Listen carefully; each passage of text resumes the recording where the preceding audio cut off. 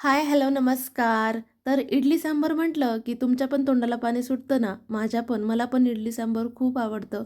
इडली सांबार, चटणी, डोसा खूप म्हणजे खूप आवडतं आणि जसं जेव्हापासून इकडं बंगलोरला राहायला आलो ना, तर तेव्हापासून म्हणजे हप्त्यातून एकदा तरी इडली असतेच.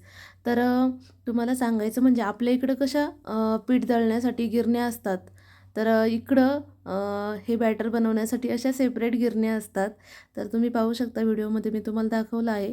तर होतं काय इकडं फॅमिली मोठमोठ्या असतात आणि सर्वांना इडल्या बनवायचं म्हणजे घरी तांदूळ दळणं पॉसिबल होत नाही. त्यामुळं अशा इकडे गिरण्या असतात. पण आमचं कसं आम्ही तिघेच जण असल्यामुळं मी आपलं बॅटर घरीच बनवते.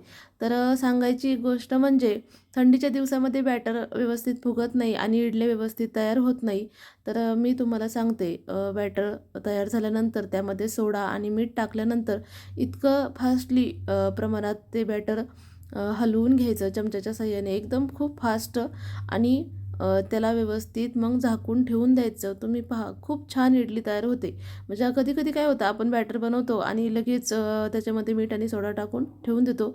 एकदम छान त्याला फास्टली फेटून घ्यायचं. असं फेटून घेतल्यामुळं ते व्यवस्थित बॅटर फुलतं आणि छान प्रकारे आंबवलं जातं आणि त्याची इडली पण इतकी छान तयार होते. तर तुम्ही पाहू शकता एकदम छान फुगलेलं आहे. आता थंडीचे दिवस आहे तरीसुद्धा छान फुगलेलं आहे. एकदम छान फास्टली फेटून घ्यायचं आणि तुम्ही पाहू शकता इडली पण किती छान एकदम मस्त जाळीदार इडली तयार झालेली आहे. एकदम मऊ कापसासारखी तुम्हाला नक्की आवडेल आणि अशी इडली तयार होते.